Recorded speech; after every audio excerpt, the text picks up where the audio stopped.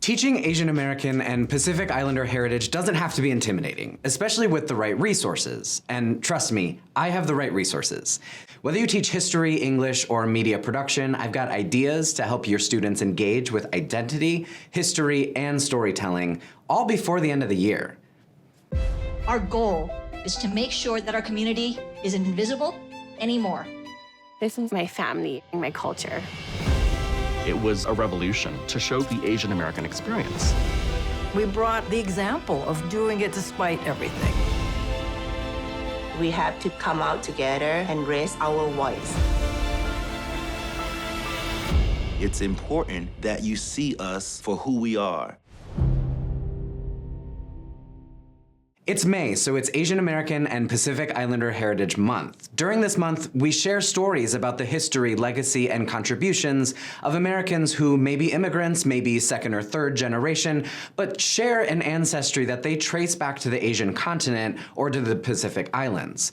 Honestly, a really good introduction to this month might just be working alongside your students to research and identify what someone might be talking about when they identify as Asian American or Pacific Islander. Because we're talking about such a vast geographic area, we're talking about tons of different ethnicities and ancestries, and then in the context of claiming American identity today, what does that mean? How does identity shift over time? How does language respond to communities who claim it and mold it? Anyway, I love when May rolls around because PBS and MLC have a huge variety of educational content that can help you initiate some of these conversations in your classroom and can help you dig into Asian American histories in our state and across the whole country. And because it's our planning period, I'm going to share how I would build a mini unit that I think would definitely fit into a US history classroom, but could also be useful for cultural or ethnic studies, for ELA or world history, and of course, I have a media challenge for your technology, digital studies, or production classes. We're going to take a look at a huge collection of content from PBS. We're going to explore some Michigan-specific stories, and then I'm going to share my recommendations for media. First up, to build context and examine the Asian American experience at the national level, the Asian Americans documentary series from PBS. This is another one of those enormous, well-researched, and really well-made documentary series. Granted, there are 5 hours of content across the whole series, but of course, on PBS LearningMedia, you can access shorter segments and clips that are aligned with specific topics from US history, like the Chinese Exclusion Act from 1882, the story of Patsy Mink and Asian Americans in politics, the Bipartisan DREAM Act from 2001, and many more topics from history and today. These short videos all include discussion questions and student-facing activities, many of which focus on inviting students to reflect on historical impact, cause and effect, community identity, and their own knowledge and reflections on Asian America.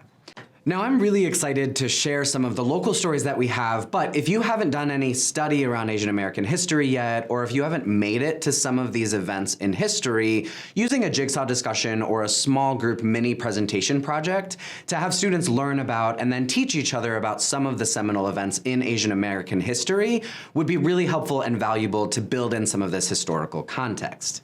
If you have already taught this history, or if you aren't a history teacher and you want to jump right to some really valuable contemporary stories, I'm so excited to share a collection of content from my home station, Detroit PBS. The AAPI Stories series from One Detroit has been documenting and sharing the diversity of Asian American identities across Michigan. These stories are packaged as accessible chapters that you can use to help your students reflect on and discuss specific topics like immigration, assimilation, language, art, activism, and education. I would encourage you to maybe use some visible thinking routines as students view these human stories, and you can also use some of the viewing cards from our media decks. For this week's episode, I also rewatched my favorite story from this series about Ann Arbor residents Kyung-hee Kim and Leo Chen, who talk about their experiences as young immigrants to the United States, as multilingual speakers, and as adults with their own creative pursuits and complex identities that they've been lucky enough to navigate together. Their interview in particular does a great job of illuminating the impact of historical events, stereotypes, and cultural norms and expectations on individuals today. So I really like this story as a teaching tool because it provides students with valuable context and opportunities for discussion and reflection within the study of really important histories. Finally, our media challenge. This week, it's all about building trust and telling authentic community stories. Let's take a look at how your students can start. Since we're talking about the amazing work that comes out of One Detroit and Detroit PBS, I am really excited to share a brand new, sort of secret media deck that I've been working on and that was created and designed in collaboration with the journalism team at Detroit PBS. A lot of the prompts in this deck are similar to our other deck, but they have a specific journalistic angle, and we worked really hard to align these prompts to the journalism standards and processes that the team uses to produce their content. For example, the team focuses on longer-term, community-driven storytelling, so this deck helps students think critically about how to co-construct authentic narratives about communities. The team also utilizes some documentary storytelling techniques and deep, well-researched interviews that aren't always present in mainstream journalism. And these prompts can help students practice research and writing and will ensure that they're thinking critically as they edit and create their stories. For a media challenge inspired by the AAPI Stories series from Detroit PBS, there's actually a card that says, conceptualize a story series that will focus on a specific community. How will you build trust and connection with the community? And what is the message you want to share through the series? I think this is a great project prompt to begin with, and you can start to leverage some of the other prompts around deep research, community connection, long-term reporting, and human connection and universal truths to empower students as they craft meaningful and impactful projects at the end of the school year. All right, it's week 2 of our digital storytelling end-of-year adventure.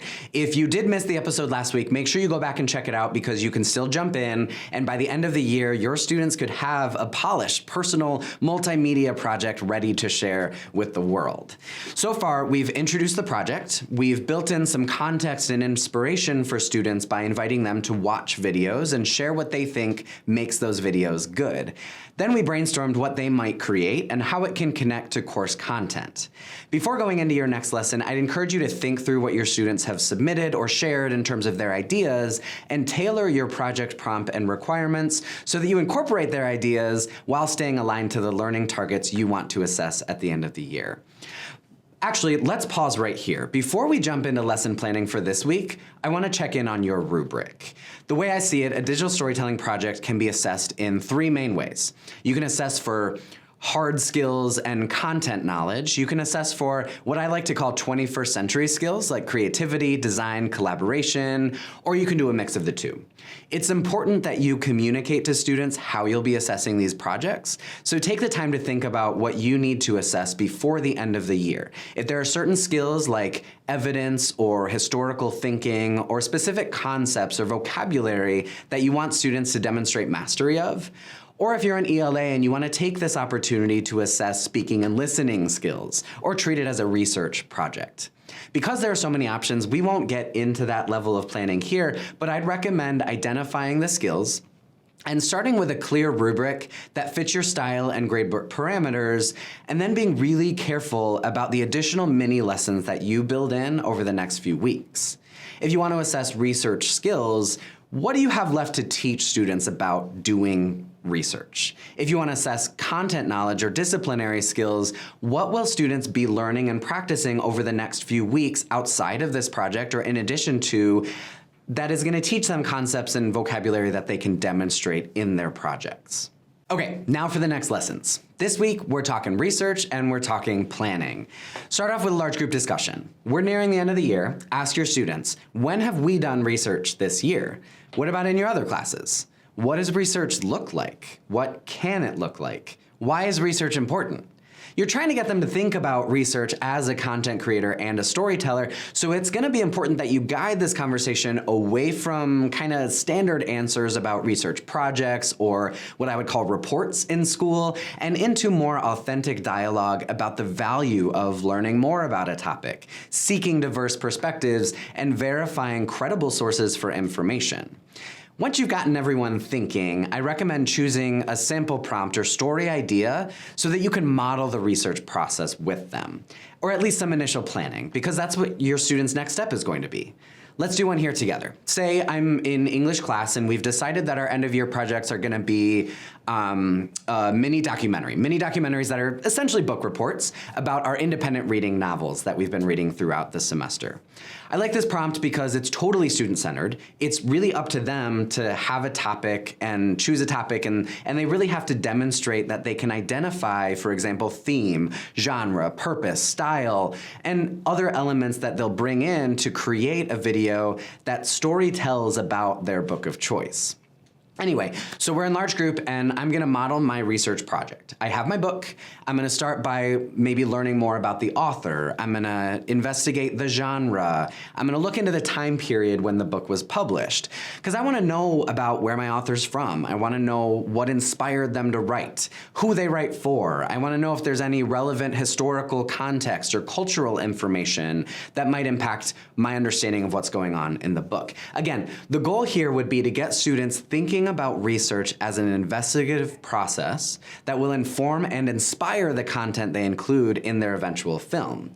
In my experience, if you provide them with a graphic organizer or some sort of note taker that requires them to look at their topic from multiple different perspectives and take good notes, it'll set them up for success for their story later on, and it'll take up a full class period of work. So budget for about 10 to 15 minutes on the discussion at the top and your modeling, and then send them off to do their research.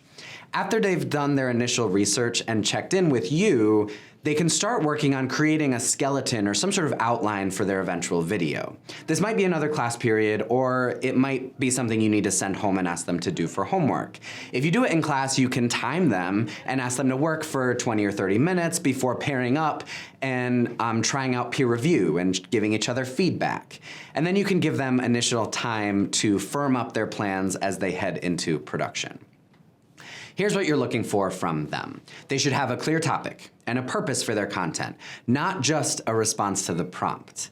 They should be able to demonstrate that they've spent time thinking critically about what they're supposed to do, and they've made it their own. To use our earlier example, my documentary, it's not gonna be a book report summarizing the book. Rather, I'd be telling a story about maybe the importance of a specific character archetype, or the impact the book had on the publishing industry. Your students need to have a clear argument, even if they don't see their final product as argumentative. In our linked resources for this week, we have some recommendations for specific kinds of planning, organizers, and other materials that you can use for journalism or documentary content, and we have general graphic organizers that I've created for you to help with this research day and the planning day that I talked through in this episode. If you have questions or need a little more help making this happen in your classroom, don't hesitate to reach out, and make sure you're subscribed so that you get notified about next week's episode when your students will start producing. Thanks so much for planning with me today. If this episode helped you spark new ideas for AAPI Heritage Month, or maybe gave you tools to deepen your students' storytelling and research skills, please don't forget to give this video a thumbs up. It really helps other educators find and use this content. And if you haven't already, hit that subscribe button so you don't miss next week's episode, where we're gonna dive into the production phase of our digital storytelling project. Until then, keep showing up, keep experimenting, and keep letting students tell the stories only they can tell.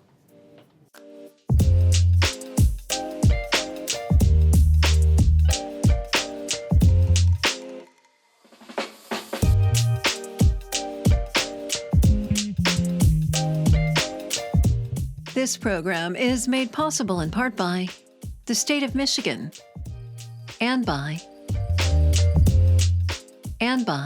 viewers like you. Thank you.